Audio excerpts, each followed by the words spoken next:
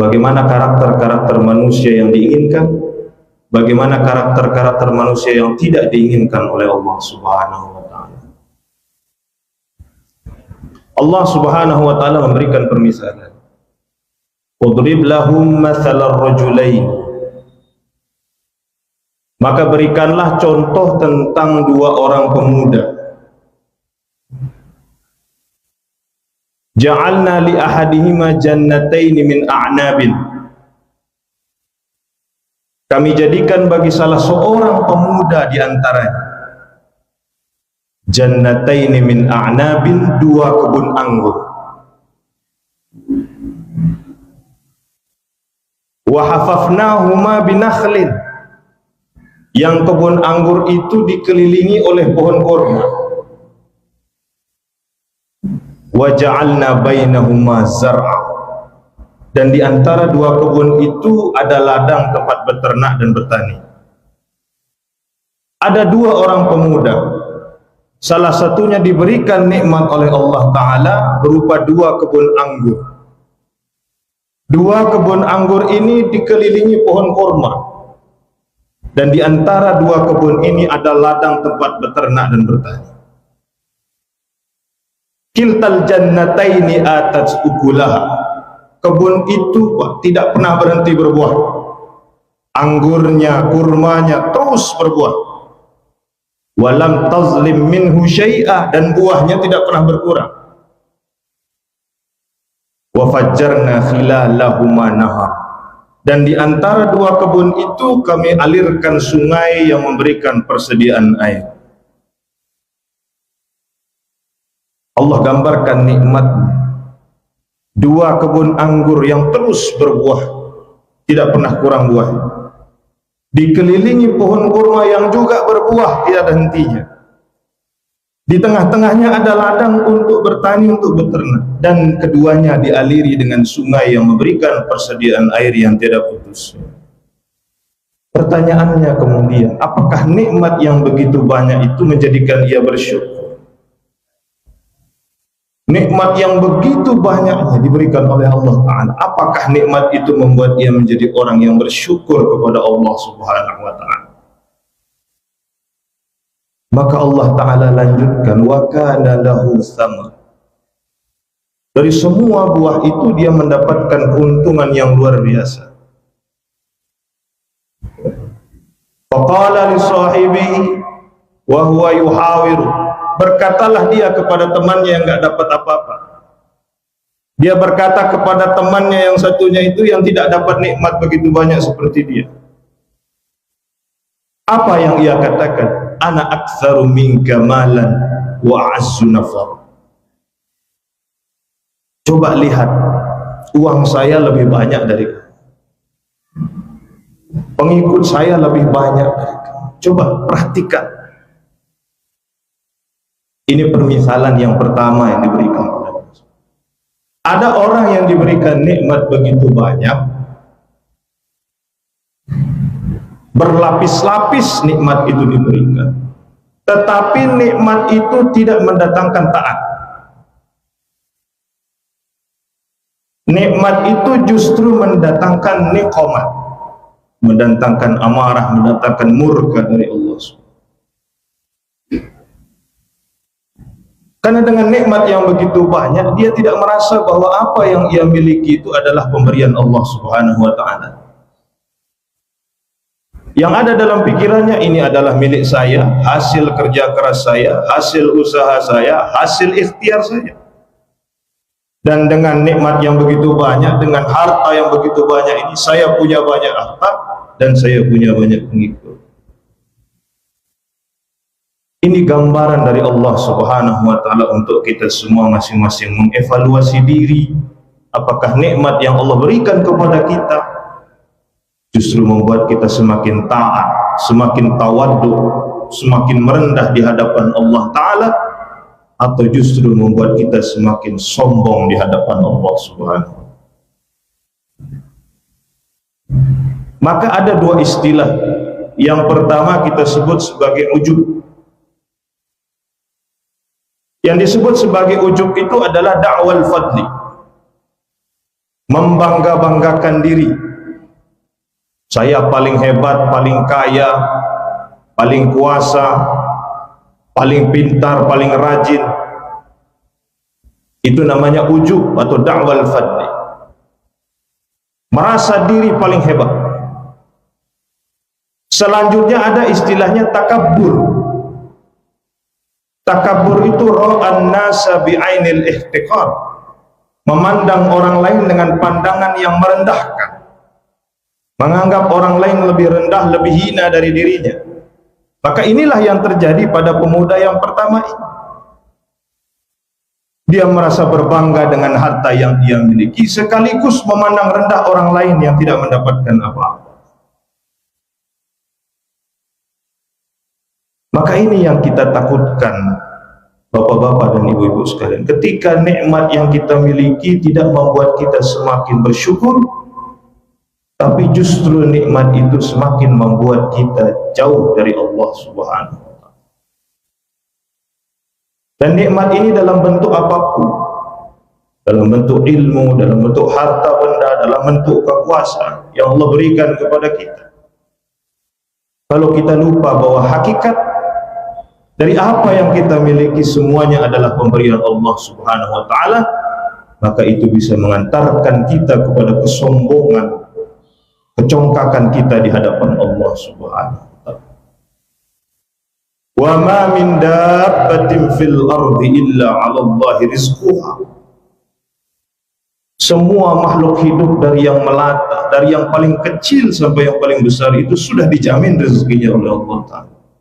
Jadi apa yang kita anggap sebagai hasil kerja keras kita itu, Pak, yang kita anggap sebagai hasil ikhtiar kita itu, ternyata sudah dijamin oleh Allah Subhanahu. Kalau kita bilang saya berhasil karena usaha saya, bukankah selama 9 bulan kita ada di dalam kandungan ibu kita, kita tidak bisa melihat, tidak bisa bicara, tidak bisa bekerja, tapi Allah jamin rezeki kita selama di kandungan ibu. Siapa yang menjamin? Ketika tadi kita makan malam, atau nanti kita akan malam, di hadapan kita istri kita menyediakan ikan laut, kita berbangga, inilah hasil saya bekerja keras, berikhtiar, berpeluh keringat dan air mata, inilah yang saya nikmati. Padahal kita lupa ikan itu tadi pagi masih ada di laut. Lalu kemudian nelayan yang membawa ikan itu dijual ke pedagang di pasar, dibeli oleh istri kita di pedagang pasar, diolah menjadi makanan yang kemudian hadir di hadapan kita. Kita lupa bahwa makanan ikan yang kita makan itu ada campur tangan nelayan di situ, ada campur tangan pedagang di situ, ada campur tangan istri kita, bukan semata-mata hasil kerja keras kita. Kita punya uang banyak, tapi Allah takdirkan semua ikan habis di lautan, maka ikan itu tidak akan hadir di meja kita. Keyakinan kita bahwa sejauh apapun rezeki itu, kalau memang Allah takdirkan bagi kita, dia akan datang kepada kita, bagaimanapun jalannya. Tetapi rezeki yang sudah ada di hadapan mulut kita, kalau itu bukan milik kita, maka tidak akan pernah masuk ke dalam perut kita. Saya punya sedikit cerita. Suatu ketika ada acara di kampus kami di UIN Mataram. Lalu kami diberikan konsumsi nasi kotak, nasi padang, Pak. Nah, itu luar biasa. Siang-siang kita belum makan ada nasi padang. Saya sempat lihat isinya. Saya foto dan saya kirim ke istri di rumah, Pak. Jangan masak, ada nasi, saya bawa pulang. Begitu yakinnya saya. Saya tutup, saya tinggal sholat zuhur. Kembali dari sholat zuhur, hilang nasi itu, Pak. Sama kotak-kotaknya hilang juga. Bahkan sudah saya foto, saya kirim ke rumah, barangnya hilang.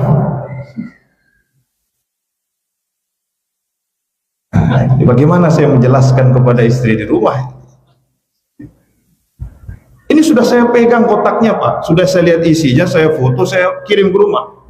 Nasinya hilang karena diambil CS ya, yang bersih-bersih dianggap sudah tidak dimakan, diambil rezeki mereka.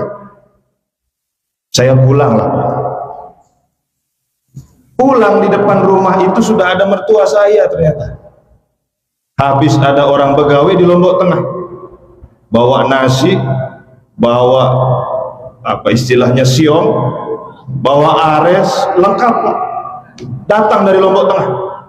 Jadi saya berpikir yang sudah saya foto itu ternyata bukan rezeki saya. Rezeki saya masih diantar dari Lombok Tengah, Pak. Seperti itulah rezeki itu bekerja. Kadang-kadang kita berpikir, oh ini karena kerja keras saya, karena ikhtiar saya. Tapi siapa yang membuat kita mampu untuk bekerja? Siapa yang membuat kita sehat untuk bisa beraktivitas? Maka Allah Ta'ala memberikan contoh yang sederhana untuk menggambarkan dirinya. Alladzi at'amahum,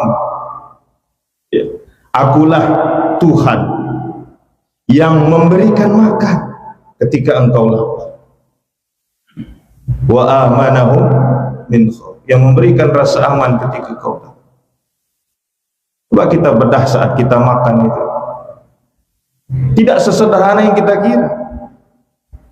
Untuk makan kita butuh mulut, tempat masuknya makanan itu. Di dalam mulut ada gigi yang fungsinya adalah membuat makanan itu menjadi mudah dicerna. Ada lidah yang mengecap, memberikan rasa manis, rasa asin, rasa pahit kepada makanan itu. Ada enzim dalam air liur kita yang membuat daging itu mudah kita kunyah. Apakah selesai di situ? Belum. Masuk melalui kerongkongan kita. Ada kerongkongan, ada tenggorokan. Kalau salah masuk bisa meninggal kita, Pak. Tapi Allah atur makanan itu tidak salah masuk. Sudah ada jalurnya. Masuk ke kerongkongan menuju lambung. Di lambung itu makanan kembali dihancurkan supaya mudah diserap. Ada asam di dalam lambung kita yang fungsinya menghancurkan makanan itu. Yang kadang-kadang kalau naik suka bikin kita rasa-rasanya sedang disantet itu, Pak. Asam lambung itu fungsinya menghancurkan makanan. Sudah hancur makanan itu, dibawa ke usus lagi. Di usus apa yang bermanfaat untuk tubuh kita akan diambil. Vitamin, protein, mineral, karbohidrat, semua diserap sampai habis. Sisa-sisa yang tidak dibutuhkan akan dibuang, Pak, dari tubuh kita. Hanya dari makan kita punya kuasa apa, Pak? Satu saja di dalam tubuh kita ini ngambek, selesai, Pak. Kalau dari mulut kita sakit gigi, mau seenak apapun makanan itu, Pak, kalau kita sakit gigi nggak ada enaknya. Kalau Allah Ta'ala memberikan kita sariawan saja, gak usah banyak-banyak, 2 saja, gak ada nikmatnya itu buat makan.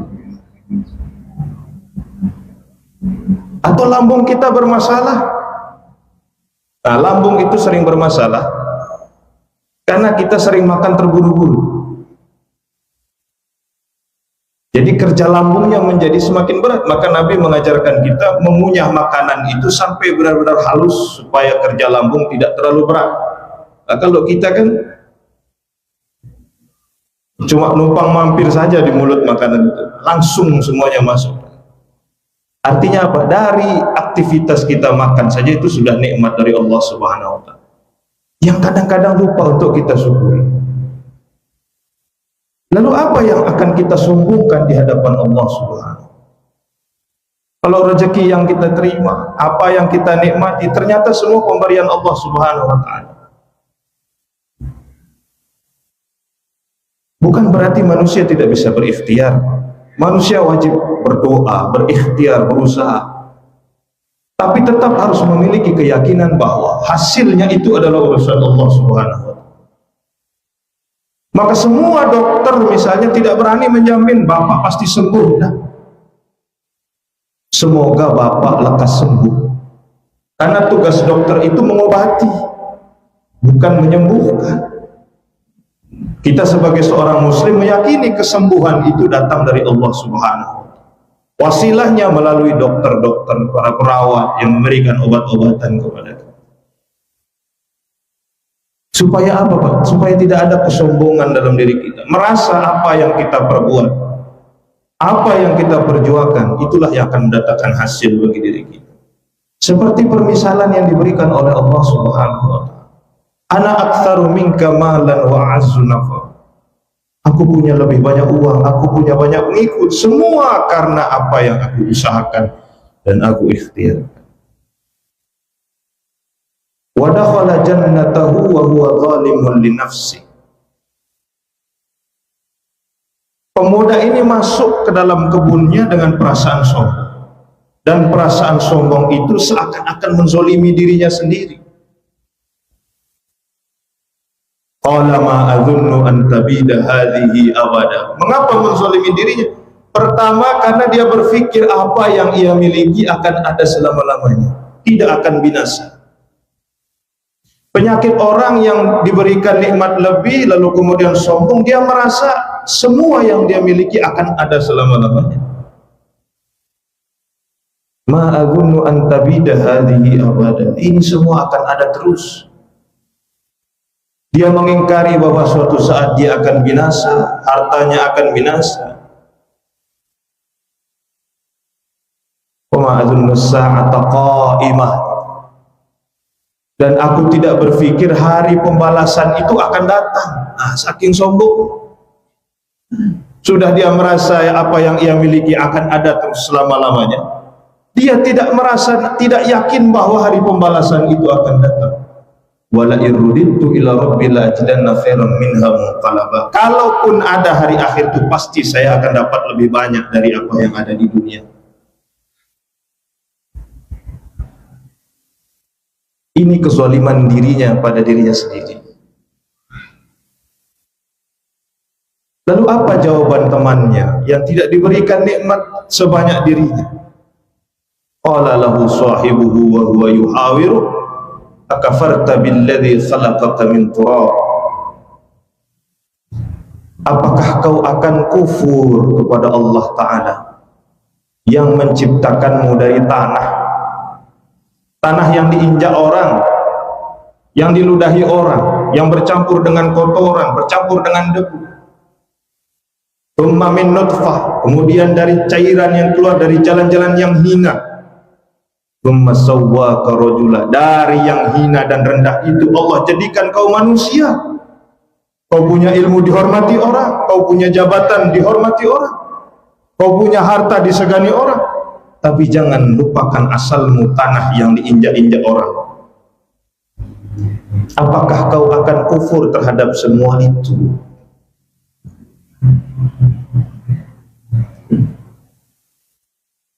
Jadi kata pemuda yang tidak diberikan nikmat, tidak usah syukuri nikmat yang banyak itu, tidak usah syukuri kebun itu. Kau diciptakan dari ketiadaan, dari bahan-bahan yang hina Allah jadikan kau ahsan taqwim, dari sumber-sumber yang hina Allah jadikan kau manusia yang mulia, yang berakal. Itu pun seharusnya sudah kau syukuri.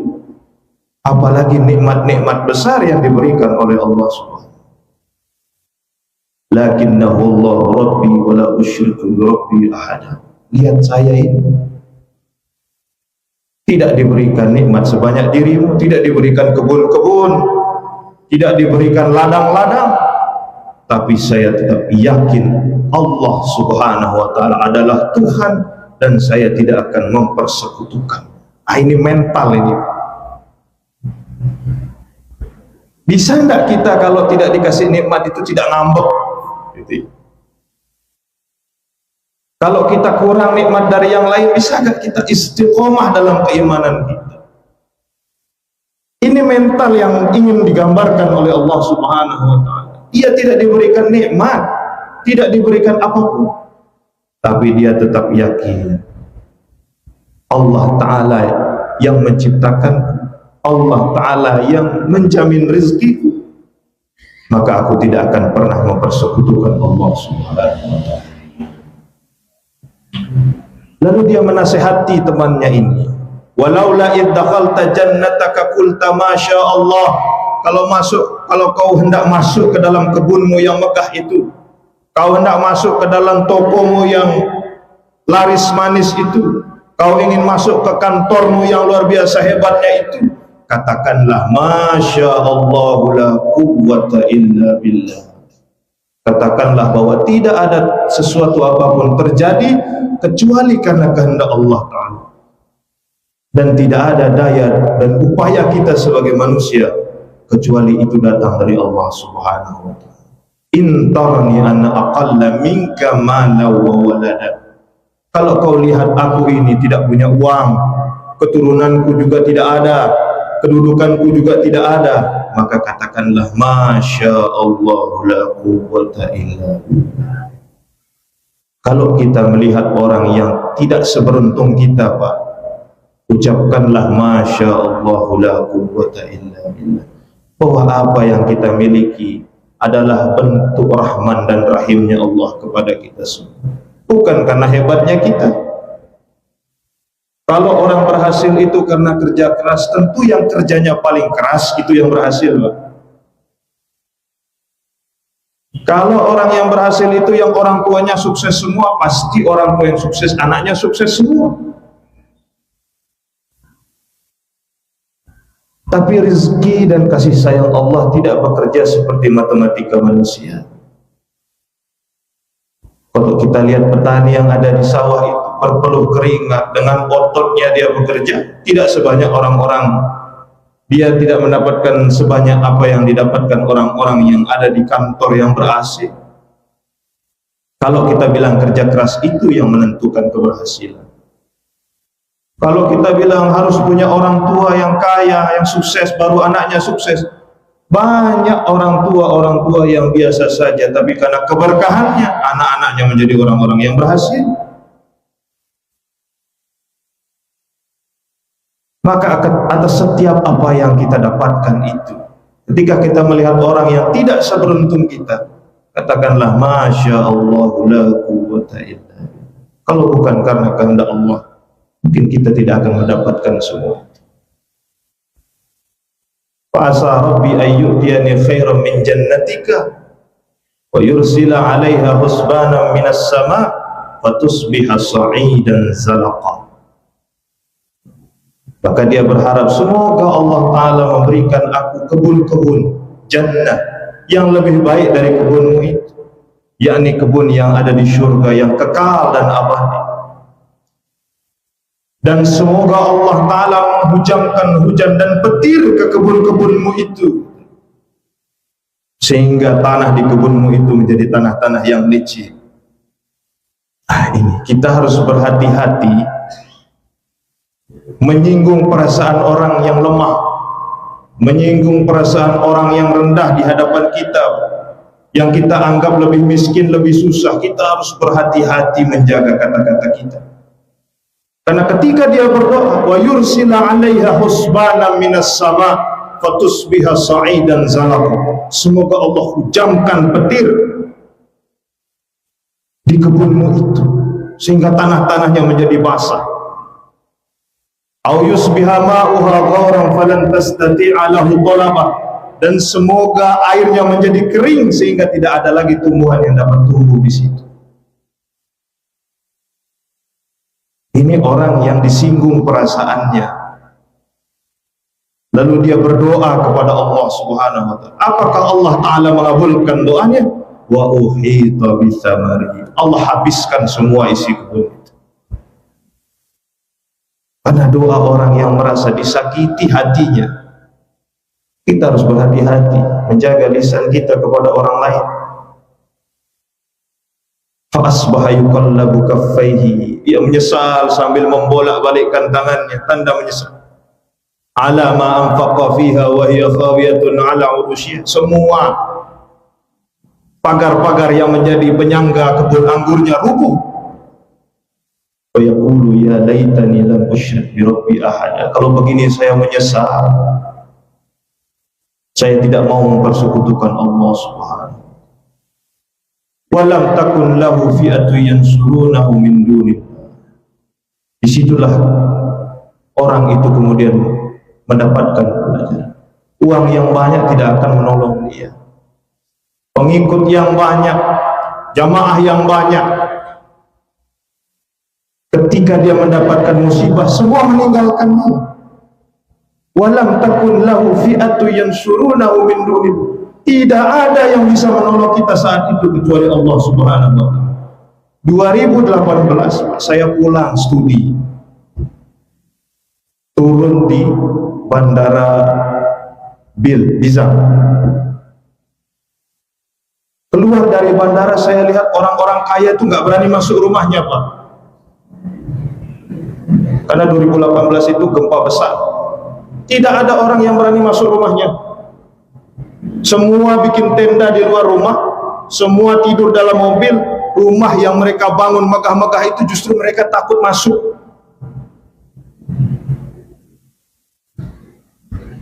Ternyata rumah itu tidak menolong juga. Orang mau uangnya banyak saat itu nggak mikir, Pak. Yang mereka pikir adalah saya mau mengungsi kemana? Ada ndak yang nolong saya? Toko semua tutup. Punya uang banyak mau beli apa kalau tokonya tutup semua? Di situ kita berpikir ternyata nggak ada apa-apanya kita di hadapan Allah Ta'ala. Cuma dikasih gempa saja, Pak. Bukan cuma gempa, juga luar biasa. Baru gempa datang, sudah tampak ternyata ilmu yang kita junjung tinggi-tinggi, jabatan, harta yang kita perjuangkan nggak ada gunanya. Semua berusaha menyelamatkan nyawanya masing-masing. Orang-orang kaya semuanya keluar rumah, berbaur dengan kita yang miskin-miskin juga. Ternyata sama-sama takutnya juga mereka.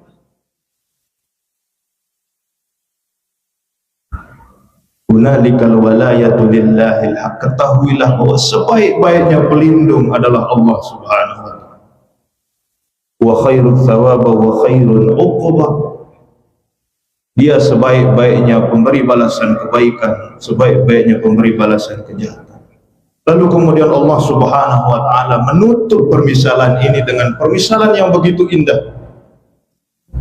Wadrib lahum mathalal hayatid dunya. Dan misalkanlah, umpamakanlah kehidupan di dunia itu kama in anzalnahu minas sama, seperti air yang turun dari langit. Fahtalata bihi nabatul ard. Air turun dari langit, tumbuhan semua hidup, tanaman itu hidup. Ketika tanaman hidup, hewan-hewan bisa punya makanan. Ketika hewan-hewan punya makanan gemuk, manusia punya makanan. Air turun dari langit, kehidupan berjalan.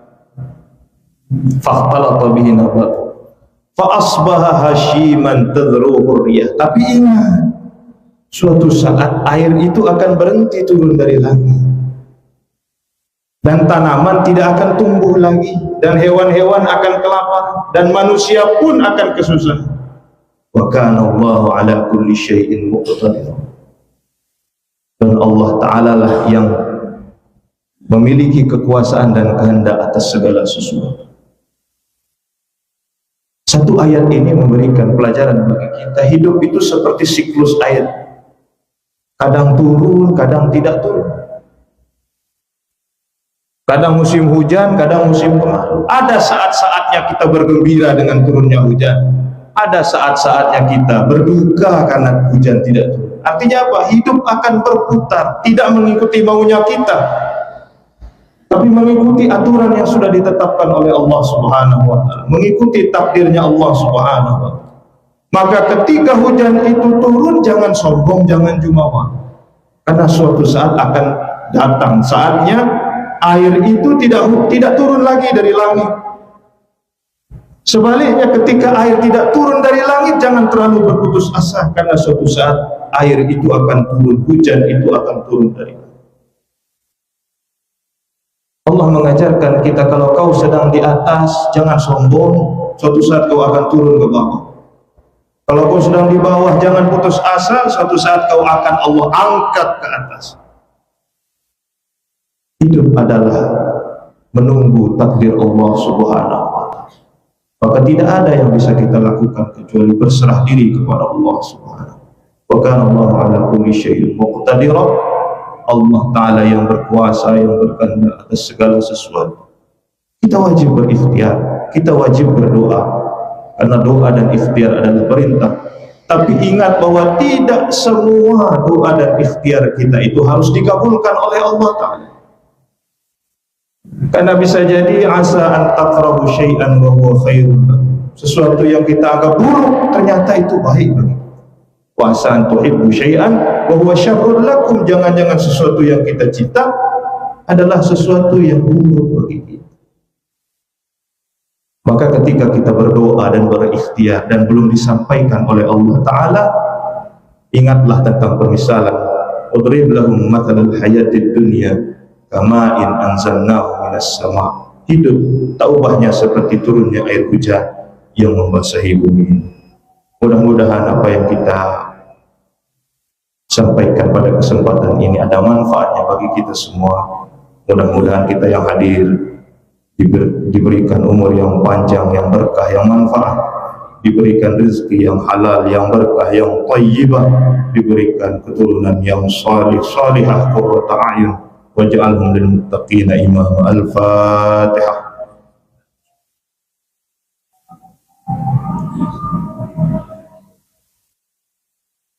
Demikian, mudah-mudahan ada manfaat bagi kita semua. Hadanallahu wa iyyakum ajma'in. Wassalamualaikum warahmatullahi wabarakatuh.